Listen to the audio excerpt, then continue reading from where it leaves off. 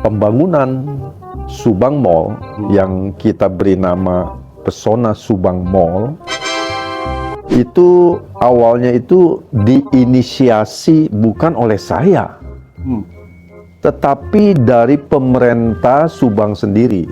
Karena saya pikir Subang ini di daerah mana ya? Sebelumnya nggak tahu mungkin. Saya juga nggak tahu di Subang di mana. Kayaknya saya pernah dengar Subang di mana ya? Mereka itu bingung, mall atau pasar modern. Saya tanya kembali, mau bangun apa? Mall atau pasar? Mall katanya. Tapi saya disuruh menampung pedagang pasar. Ya, saya bisa katakan hari ini secara jujur bahwa Subang ini ketinggalan 30 tahun dari kota-kota di sekitarnya.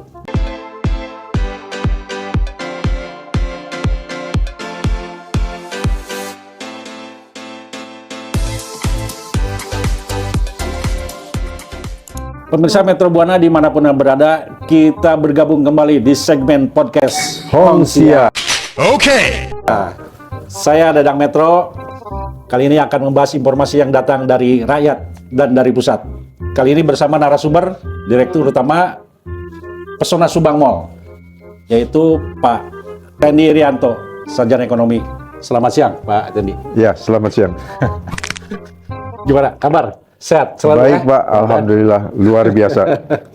Saya dari jauh nih di Subang, sengaja karena banyak aspirasi yang terus bermunculan, kemudian berharap masyarakat di Subang harus menemui sosok yang sekarang di Subang sangat ditunggu-tunggu, yaitu seorang investor yang akan melakukan sebuah pembangunan penataan kota di Subang.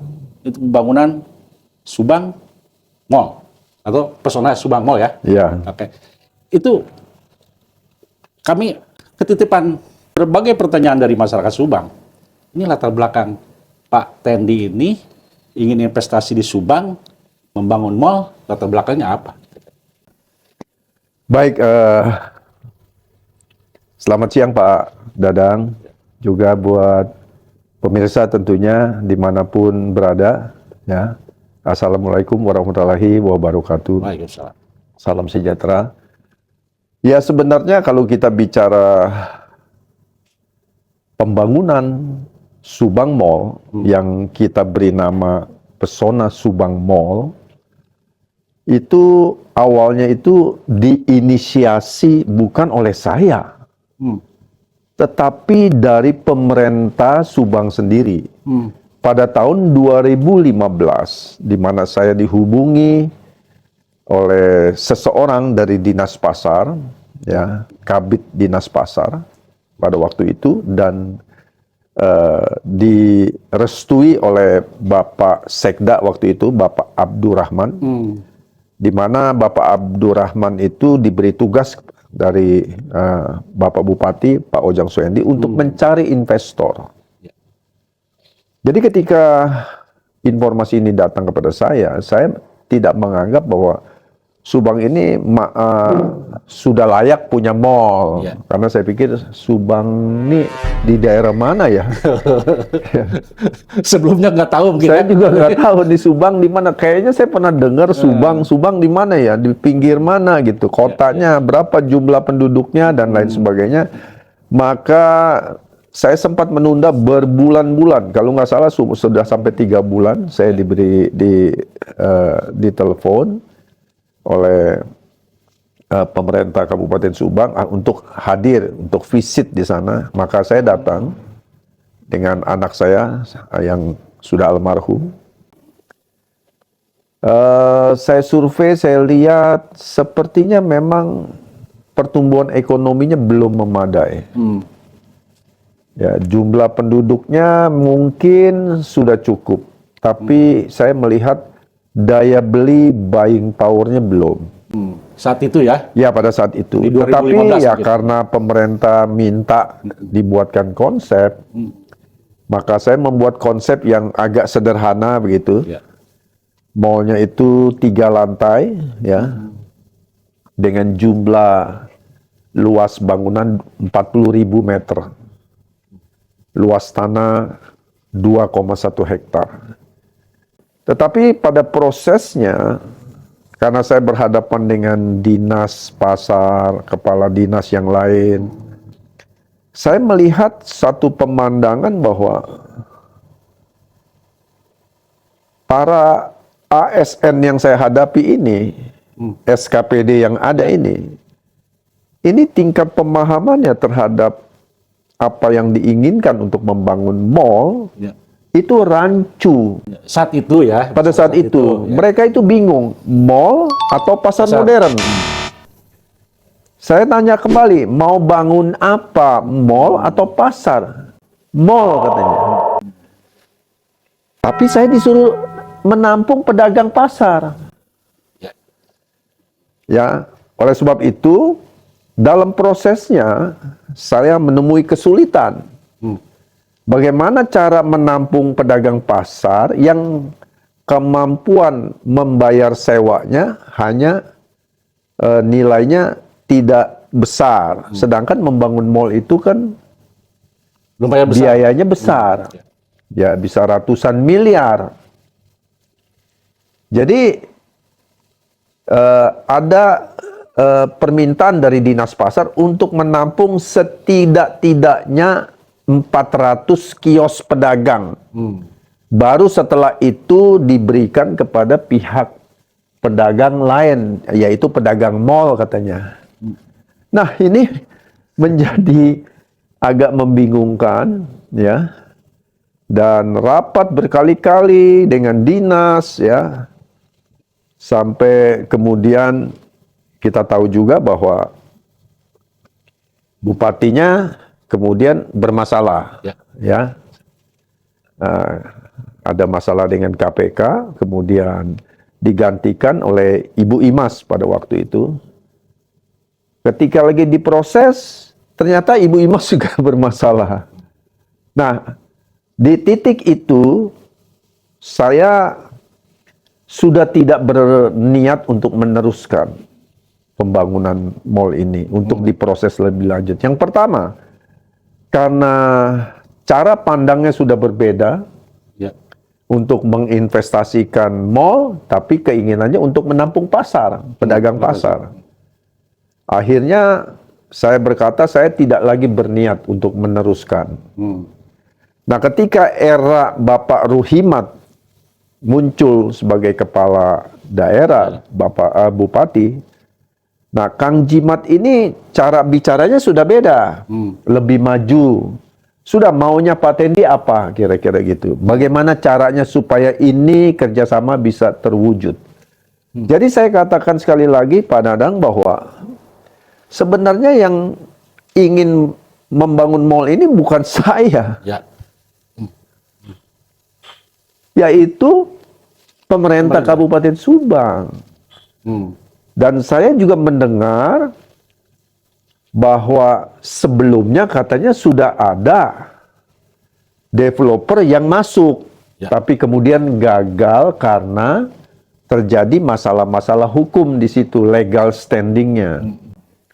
Oleh sebab itu saya katakan kepada Pak Dadang, saya ingin masuk, ya itu kurang lebih sekitar 3 tahun yang lalu, dengan kondisi yang saya minta, yaitu bekerja sama melalui badan usaha milik daerah BUMD yang pada waktu itu katanya baru dibentuk lagi.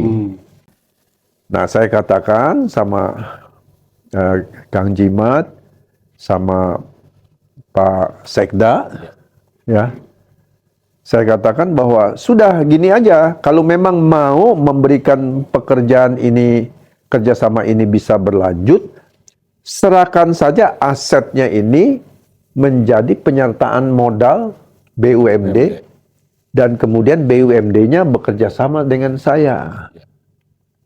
Saya menunggu saja di Kota Bogor, saya katakan gitu.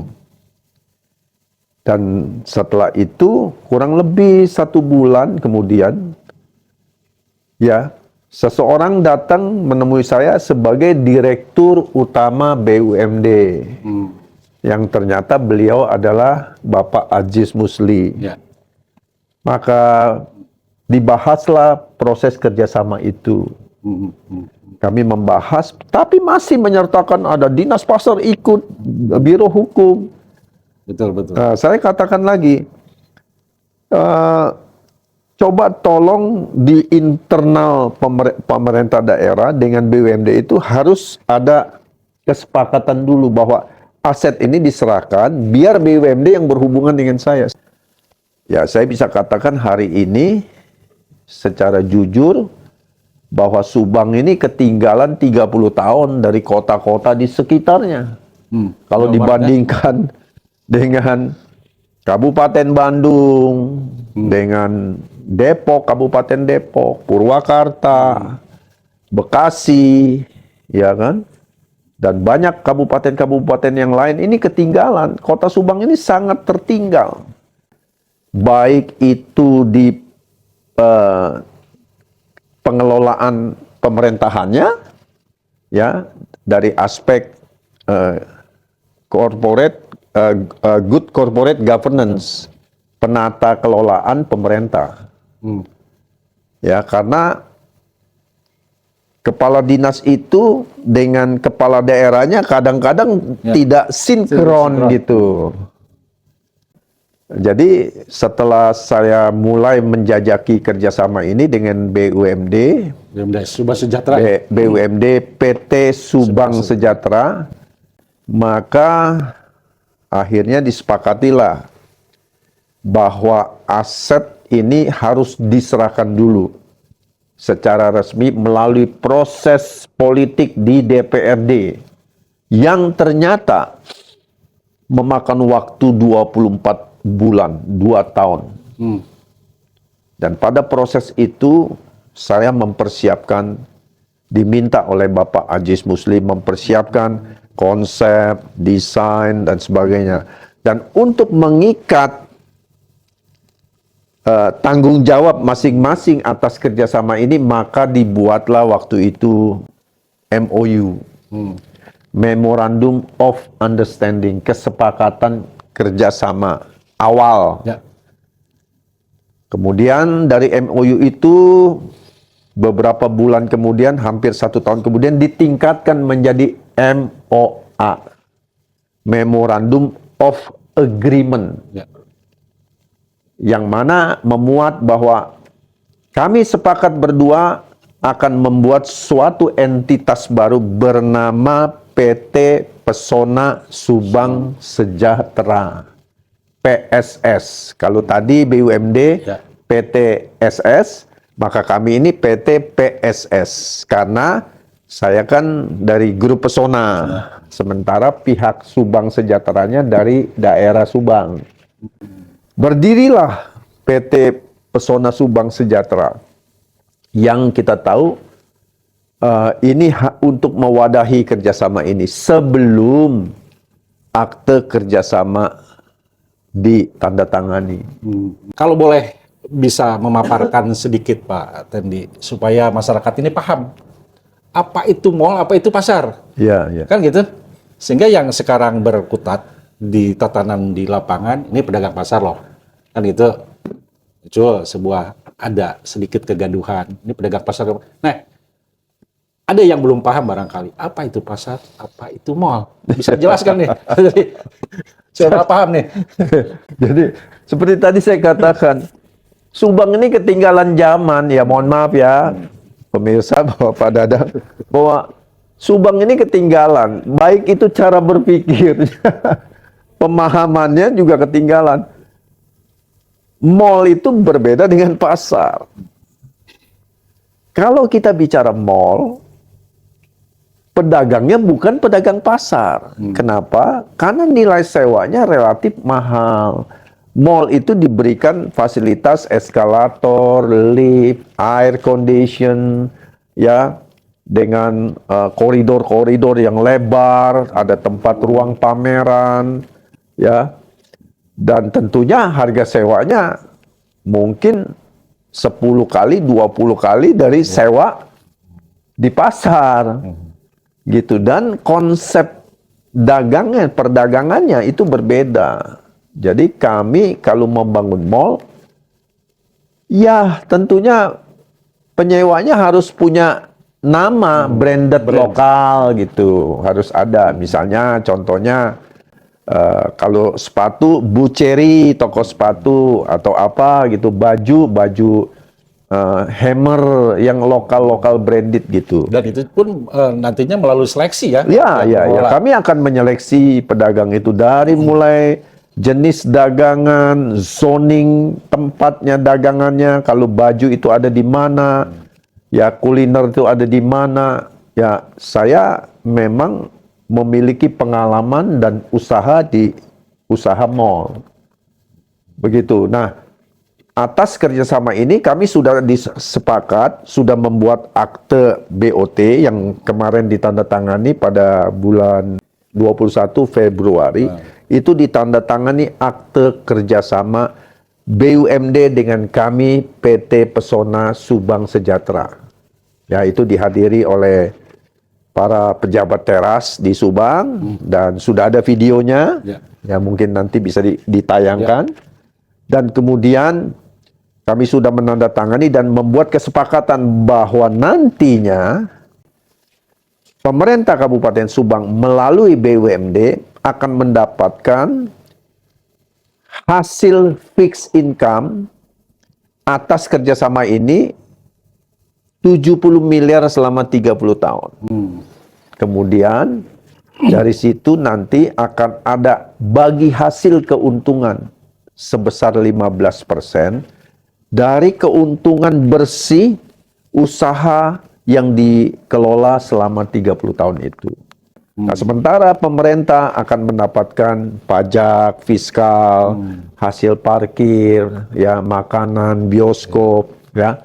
Nah, sementara konsep mall ini sendiri bahwa mall itu berbeda dengan pasar. Kalau pasar tidak perlu ada air condition, tidak perlu ada pendingin, tidak perlu ada eskalator, tidak perlu ada lift. Pasar itu hanya terdiri dari satu lantai. Karena untuk membangun pasar tidak bisa dua lantai. Pasti lantai atasnya kosong, sepi.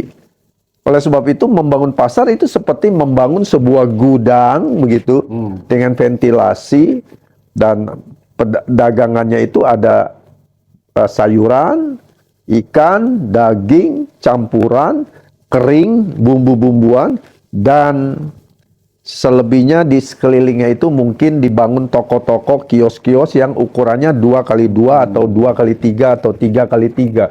Sementara kalau mall minimal 4x8. Harga sewanya per meter persegi per bulan itu 300.000. Jadi per meter persegi per bulan. Jadi kalau mall itu harga sewa satu toko itu kan 32 meter persegi kali 300 ribuan per meter persegi per bulan, dan sewanya harus minimal 5 tahun kali 5. Nah, itu kalau dikalikan itu kurang lebih ya 32 kali 300.000 kali 60 bulan. 48 juta kali 60 bulan. Ya. 576 untuk sewa 5 tahun. Kalau bicara nilai investasi nih, Ya. Pak Tundi, berapa kira-kira nilai investasi? Jadi kalau kita bicara sebuah investasi untuk membangun mall, ya contohnya mall yang kita ada sekarang ini, itu dilihat dari luas total bangunannya, yaitu building coverage. Building coverage-nya berapa? Nah, kalau di Subang Mall, dengan perkembangan saat ini, kami akan membangun di sana itu 80.000 meter persegi bangunan. Ya. Nah, kalau kita kalikan 8 juta saja per meter persegi, sudah termasuk ada bangunannya, lantainya, pendinginnya, eskalator, lift, semuanya itu kurang lebih sekarang 8 juta biaya pembangunannya. Kali 80.000 sudah 640 miliar. Kurang lebih 650. Dan nanti di sana ada hotel 150 kamar, Berapa lantai itu? kurang lebih sekitar 7 lantai. 7 lantai. Ya, dia hotel ini akan berada di atas mall.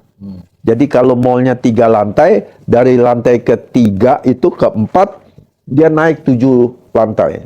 Nah, itulah hotelnya. Di situ ada kolam renang, ya, ada ruang meeting, convention hall untuk menampung 1.200 orang, dan kemudian akan ada ruang rapat, 10 ruang rapat untuk menampung perkembangan Subang yang makin luar biasa.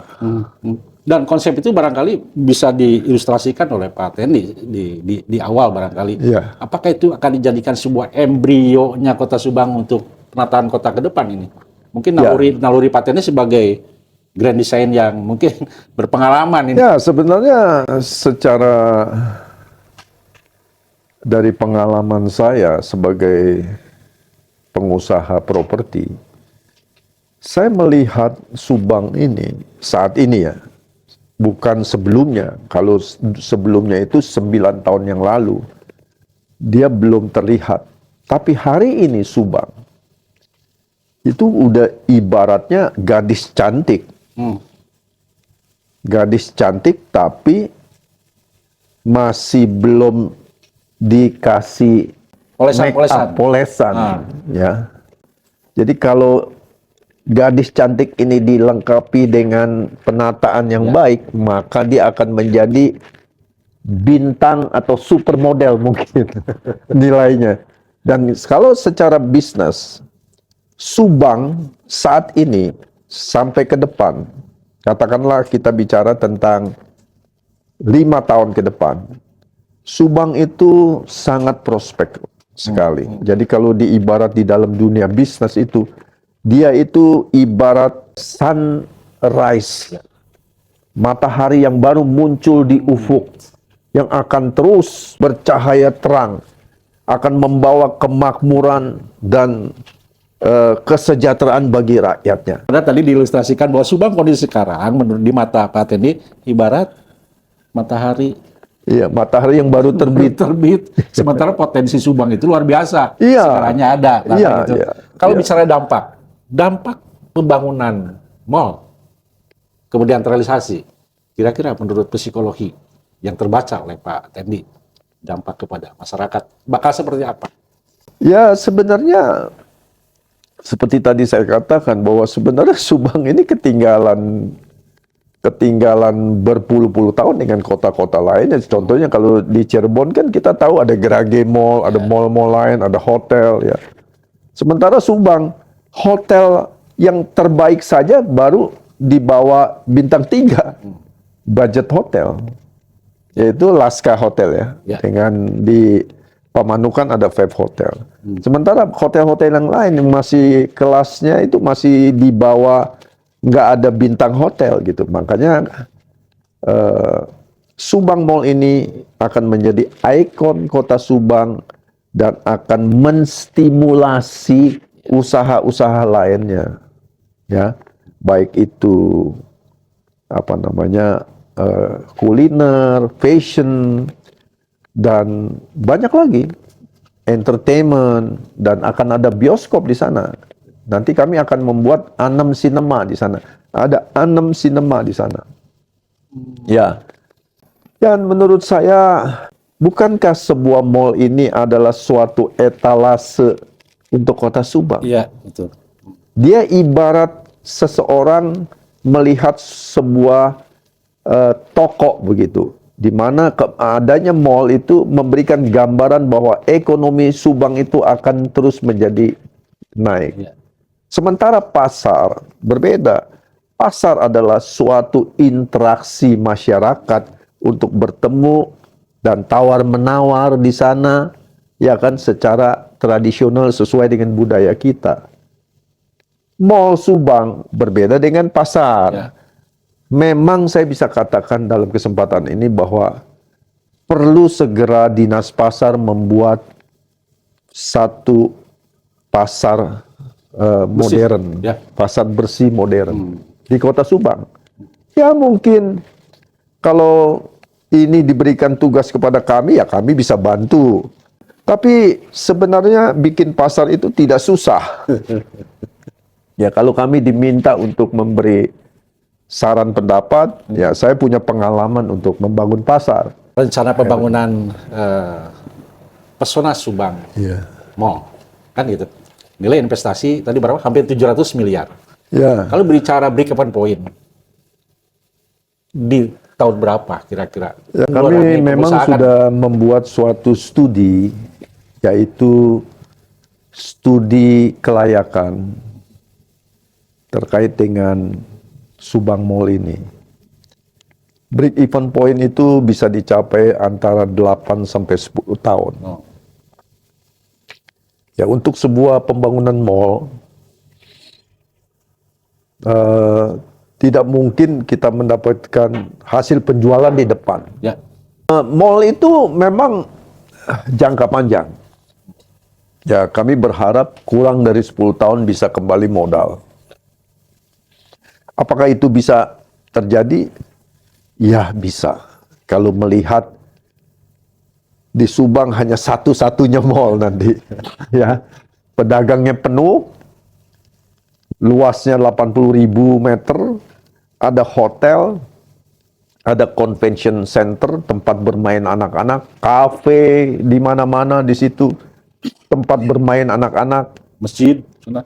masjid di depan sekali kami bangun, cukup bagus, dan hotel bintang 4 dengan jumlah kamar 150. Menurut saya ini akan menarik sekali buat Kota Subang, jadi menjadi ikon Kota Subang.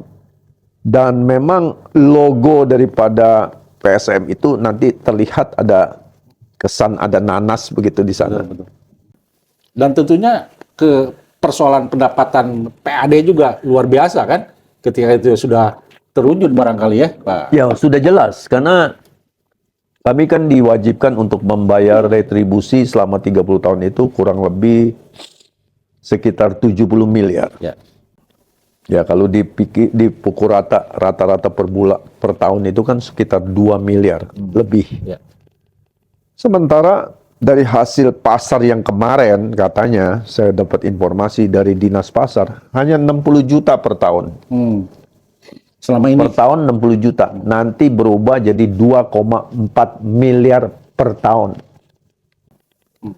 Kemudian dapat lagi bagi hasil keuntungan sebesar 15%.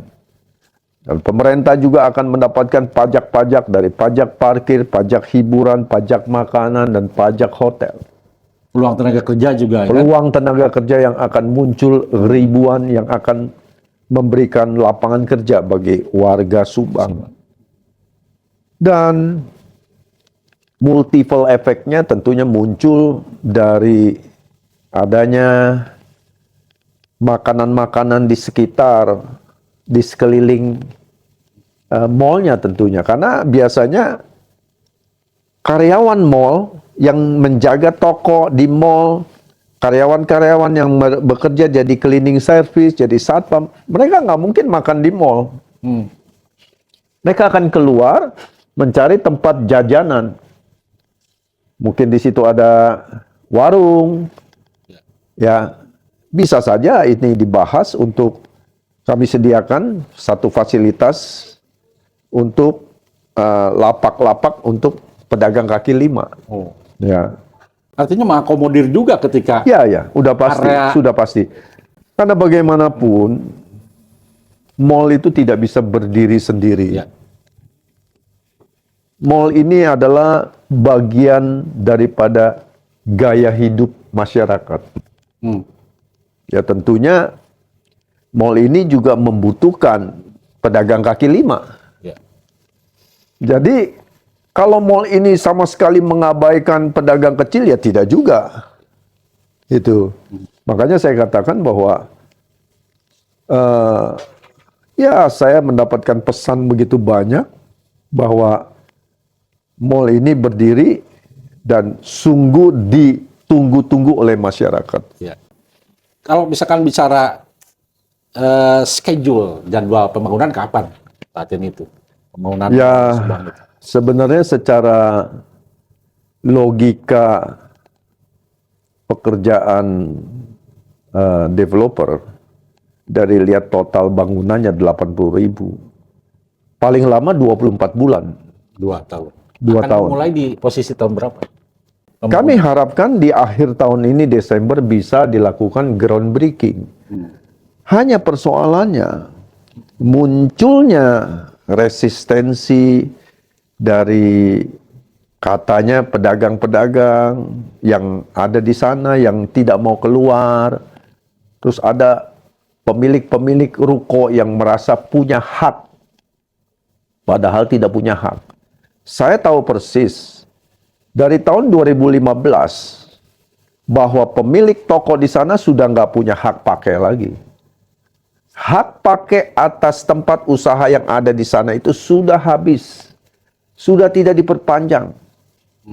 Hanya memang yang menjadi pertanyaan besarnya, kenapa pedagang itu masih ada di sana dan masih membayar uang sewa? Apakah ke dinas pasar? Jadi menurut saya di sini ada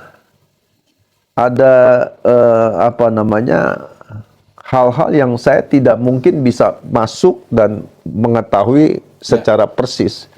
Jadi saya hanya meminta secepat-cepatnya, baik itu BUMD yang melakukan kerjasama dengan saya, juga dengan pemerintah daerah, bahwa di dalam akte BOT saya itu jelas dituliskan 3 bulan dari sejak penandatanganan akte kerjasama, lahan itu harus kosong dan bersih untuk segera kami mulai mempersiapkan pembangunan. Kalau kita hitung 3 bulan, tanggal 21 Februari ke Maret, April, Mei, di bulan Juni saat ini sudah harus kosong. Tapi hari ini kan kita lihat belum terlaksana. Jadi di dalam akte itu dikatakan bahwa maka pihak pertama, yaitu pemilik hak atas lahan, yaitu BUMD, menyerahkan pengosongan itu kepada kami, developer. Jadi secara hukum, secara dasar hukum, bahwa kami sekarang memiliki hak untuk mengosongkan lahan di sana. Dan kami memiliki hak itu. Ini yang perlu diketahui oleh masyarakat. Bahwa pedagang-pedagang itu harusnya diberitahu dengan surat tertulis dari BUMD ataupun pemerintah daerah. Bahwa waktu untuk mengosongkan tempat itu harus segera dilaksanakan. Dan sudah disiapkan mungkinlah tempat untuk... Ya, mengenai kesiapan tempat untuk relokasi dan sebagainya, itu bukan ranah kami. Kami tidak ikut campur terhadap relokasi, persiapan lahan untuk para pedagang. Karena itu menjadi ranahnya PD Pasar, Dinas Pasar yang bertanggung jawab. Kalau kami diminta membantu untuk menyiapkan relokasi, memperbaiki, katanya ada pasar dekat terminal, kami sudah lihat, ya perlu direnovasi dan sebagainya, itu bisa saja. Tapi kami menghindari terlalu banyaknya ikut campur.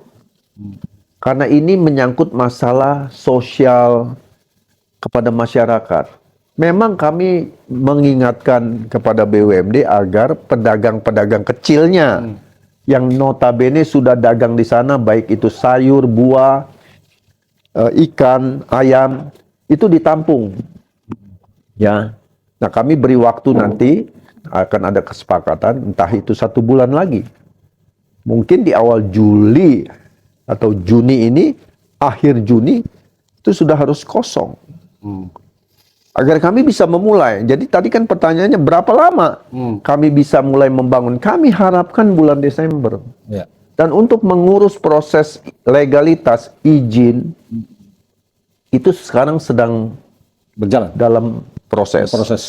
Karena kami harus menyiapkan UKL, UPL, upaya kelola lingkungan, upaya pengelolaan lingkungan, kemudian kami harus membuat andalalin, kemudian izin-izin lainnya yang terkait dengan bangunan, struktur, maka kami sedang mempersiapkan gambar-gambarnya, tes sondir, topografi, kami sedang siapkan itu, kami proses di perizinan. Kalau itu selesai, maka kami baru akan mulai bangun.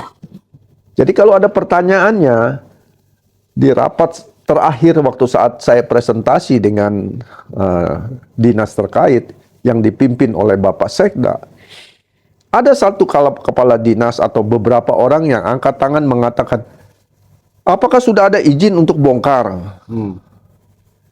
Saya katakan, tidak pernah ada izin untuk bongkar. Yang ada izin untuk membangun. Kalau membongkar itu hak pemilik tanah yang saat ini adalah BUMD. Nanti kalau BUMD sudah lewat waktunya besok, ya sebetulnya bulan Juni ini sudah menyerahkan itu ke saya. Saya berhak untuk mengosongkan lahan itu. Jadi kalau ada kata-kata saya harus menampung, saya harus memikirkan usaha pedagang yang ada di sana, itu harusnya itu menjadi ranah dinas pasar. Nah ini jangan sampai timbul seakan-akan developer tidak punya hati nurani.